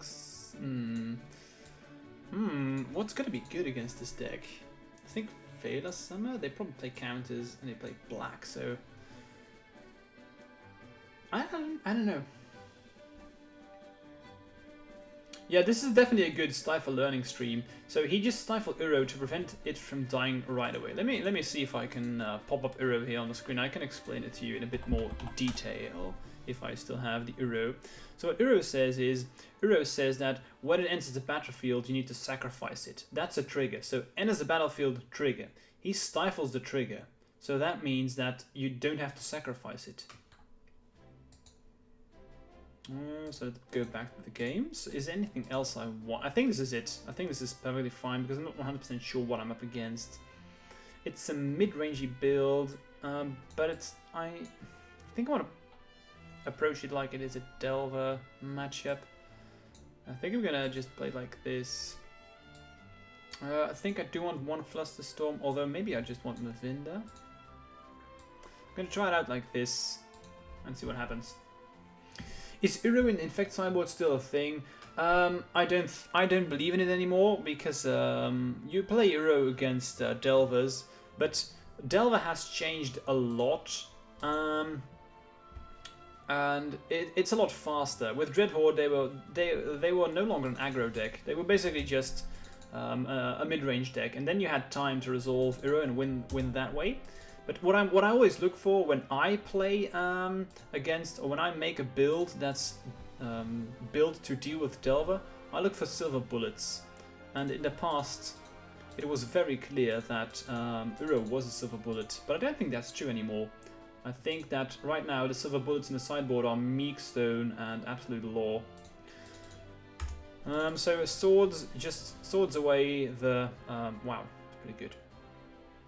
I just wanted to swords away the Dryad Arbor, make him pay for their mana, because I knew I had a Daze follow-up, and they usually play 3 drops in a mid-rangey deck, even though I'm not 100% sure what I'm up against. It feels like it could also be Maverick-ish, but then with a blue, I'm not sure. Anyway, I think that swords in here was definitely correct, and yeah, let's see what we ponder. Why one or another? Again, I could write a book about that one, about that alone, but in the general idea is if you're on the play, you keep Daze. If you're on the draw, you keep Force, because Dazes usually are less good when you are on the draw. But that's not always true, it depends on the matchups. If you're on the play, Daze is better because it's usually always live. Where if you're on the draw, imagine you're playing against Death and Taxes and they go turn 1 Vial, your Daze is pretty damn stupid. Well, not stupid, but it just doesn't do all that often. It doesn't do all that much. So I could just go for it here, but I'm still not sure what I'm up against. And since my opponent missed a land drop, if I just keep attacking every single turn, they'll have to tap out at a certain point. They will have to do something at a certain point, and I want this Daze to be good. And I'm afraid of Abrupt Decay because that could be a blowout, and I know they play green-black, so we may see it here. Okay, we played that very, very well. Played around the Abrupt Decay, not falling for the trap, and now we can. Now I do want to go Invigorate Berserk because if they do Abrupt Decay, they can't Abrupt Decay in Moth Nexus. So, thing is, they could also play Fatal Push. So maybe I should play it a bit safer. I fetched first because I wanted to bait out Stifle, and I think I'm going to play it safe unless I find Vines. Okay, that's pretty good too. We do find Mavinda, so I'm going to play that one first. Just play it safe. I'm under no pressure, and this puts the pressure on my opponent to do something. Okay. They do have Daze. I'm going to Daze back though.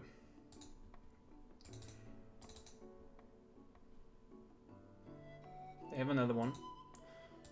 Okay, it's still fine, honestly. They've lost double Daze, so... Rule of thumb, yeah. So how long do I want to wait is the question here.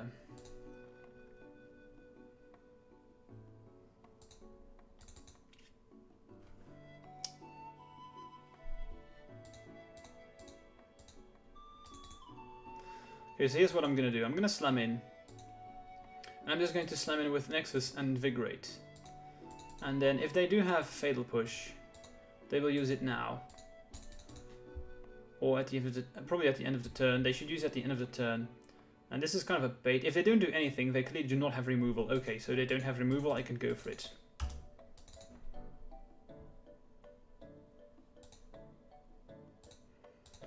If they do have it. They would have used it there. And the reason to do this like this is if I had found another creature, then I really wanted to have Invigorate plus Berserk left, and then just go for it whenever I can. But let's see if we get him here.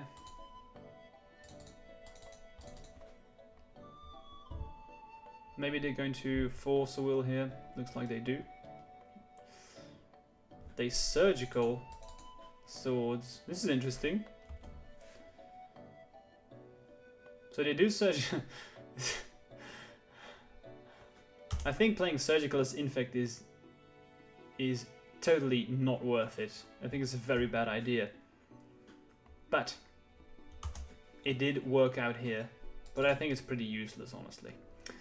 So because he just threw away a card and he randomly hit correct now, but that's just not going to happen all that often. Okay, so Blink Moth is offline. Not going to play that tropical. Papa Pranger, hey man, I'm doing good. How are you? Okay, so he clearly makes a mistake here because I can just Berserk. People forget about Berserk being a removal spell. I love this. Even if he uses counter magic on this, that's a fine trade for me. He does use Force Will, so this is perfect. He even pitches for Deovold, so I'm sure I'll take it. Maybe it's just to win more, or can it be a saver? It's definitely a saver. If you play. You saw how good Mavinda was. They just used double days on it. And if Mavinda had resolved there, we probably would have won. Took a long hiatus and slowly getting back into watching all the good streamers. Well, thank you for including me in that list. Mavinda is like an overpowered spell skite, but it can also bring back pump spells. It's our own personal Dreadhorde Arcanist. He just had... Okay, sure. I'm going to top deck... a land. I was going to say I'm going to top deck Blood Agent now. So not drawing particularly hot here. He doesn't attack now. He's learned his lesson. Funny thing is I don't have any Berserks left, but he doesn't know that. Now he does attack again. Okay. Wasteland. Not worth wastelanding Nexus anymore. Okay, I'm gonna play this one.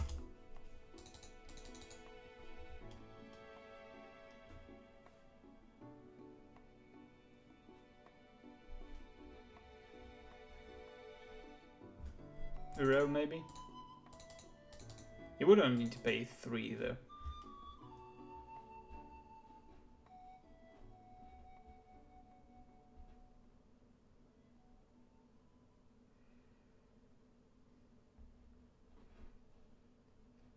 Close, yeah, let's see, 2, 4, 6.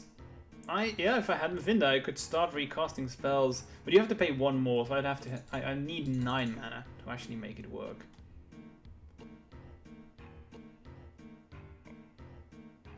So I'm gonna try and level up him. I'm gonna Daze here, making it seem like I can get rid of Plague Engineer, and then he really needs this Wasteland. This is. Daze is useless anyway, but he doesn't fall for it. He doesn't take the bait, unfortunately. Unfortunately. I mean, I tried. There we have the Uro. Okay, sure.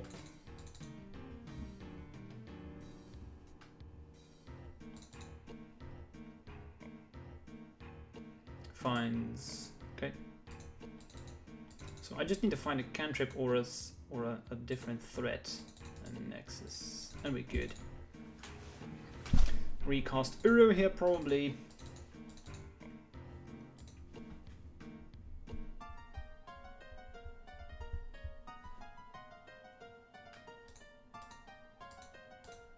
Okay. Let's see. What do I want now?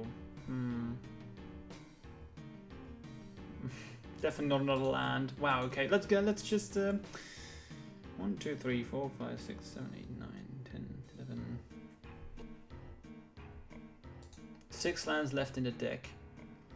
So do I want to change anything? I think I want Civil Library against this deck. For the rest, I was pretty happy. I think I can trim down 1 Berserk. That wasn't particularly good against this control-ish kind of deck. We saw how bad it was last game. I think I put them like this.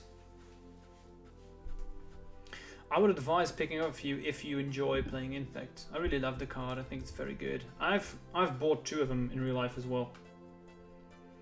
Rip for Uru isn't worth it. No, I think if you wanna make Rest in Peace good, your opponent's deck needs to have more things than just Uro. We have swords to get rid of Uro, and usually if they can start winning with Uro, we've lost already. Like last game.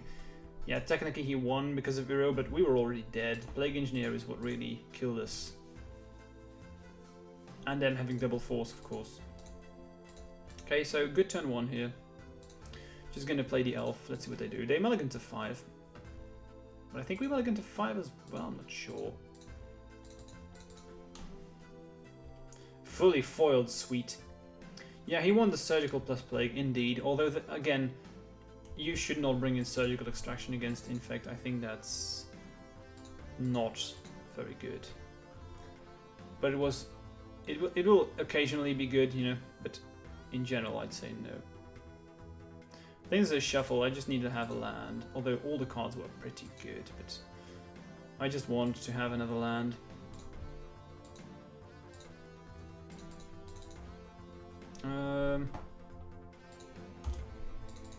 Yeah, let's just pass. So Ponder not finding a land is pretty unfortunate here. So we could lose here because of Mana Screw 2. Do I want to daze this one? I don't think so.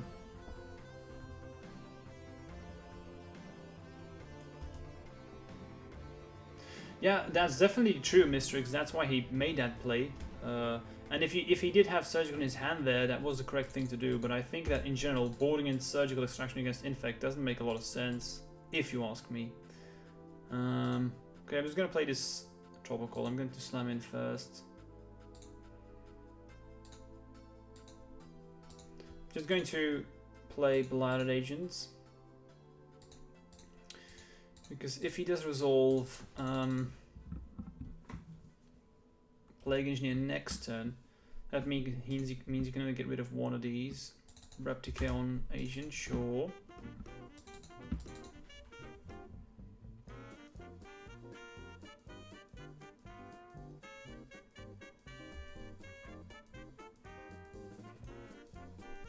Sylvan Library, that's fine. That means I'm gonna go for it now. Definitely should do that.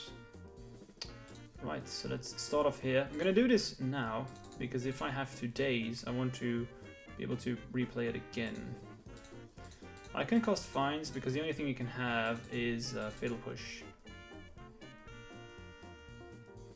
He's fetching, that's a good sign. Tropical Island. Let's see if he brainstorms. Flusterstorm. Is it worth dazing to pick up a land? I don't think so. I'm just gonna slam in for 5. Just attack.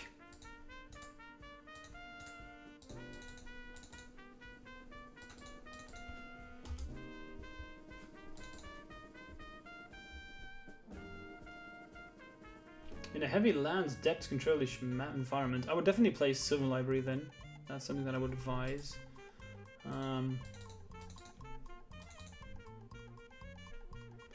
I think Teferi is... okay, before I answer your question, I'm going to ponder. I'm not going to draw, but you do get to put cards on top that in the order that you want.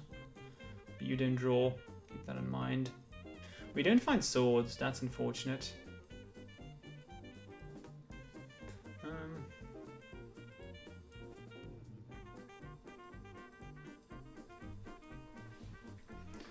I think I definitely want Blooded Agent. I don't like the other cards though, but let's just put them like this.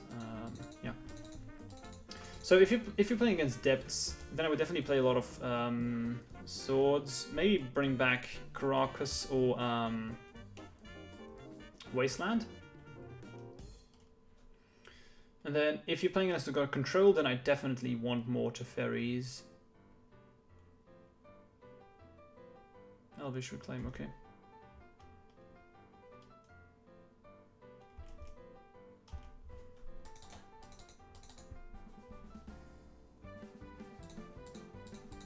So I'm probably just going to go for it next turn. I mean, he has Sylvan Library, so the longer this game goes, the worse it becomes for me.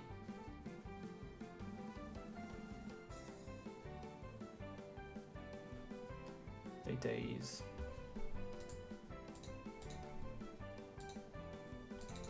I think we lose here, probably. Ooh. Plus the Storm is what really... Okay, so this is... Yeah, what can I say? Don't bring in Surgical. This is bad. But do I want to interact? Yeah, I'm gonna draw Scale Up. So I think I could stop this from happening. But do I want to? Because I don't want to find scale. I think I'm gonna let this one resolve because I really don't want to. I don't want to draw Scale Up, and then I don't want to draw the other elf. So what I want is I want to find fresh cards. So it gives me a shuffle. That's nice. Yeah, this is what I was talking about. I want them to shuffle the deck. This is what I was saying, that I could stop this from happening, and I would have double dazed if I wanted a card on top. Okay, so they have Sylvan Library, sure.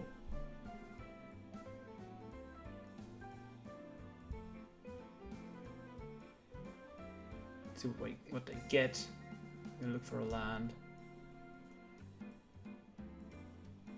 Yep, Wasteland. It's unfortunate that we failed to find a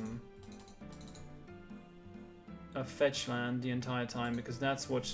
I mean, our ponders were horrible. We needed to find a land, and if we could get rid of this VFO, we would have been in good shape. But I'm honestly even thinking about... This is very desperate about, but maybe I just want to brainstorm in their turn. Then I draw 2, but I need to put... Then I draw 1, but I need to put 2 back.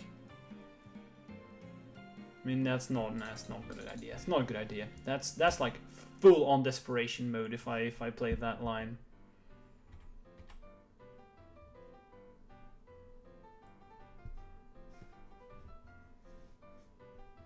So Sylvan Library, sure.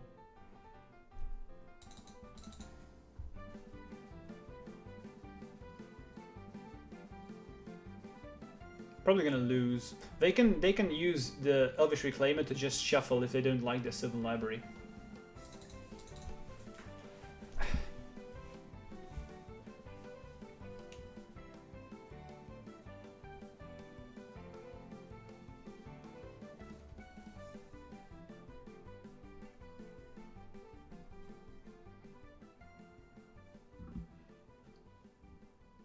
So what do I want here?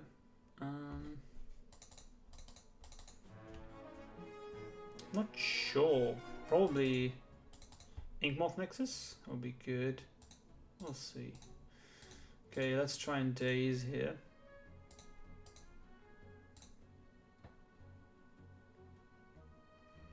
If they have a Force Will, we're in trouble now, because what will happen now is that if I do find Inkmoth Nexus, this means that they can just get a Wasteland and get rid of it.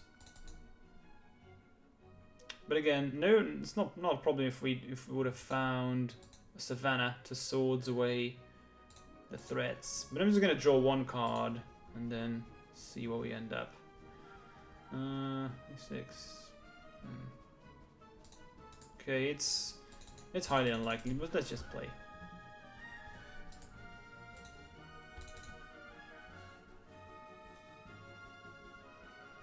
So maybe they're gonna shuffle here. Or they want to get aggressive. Yep.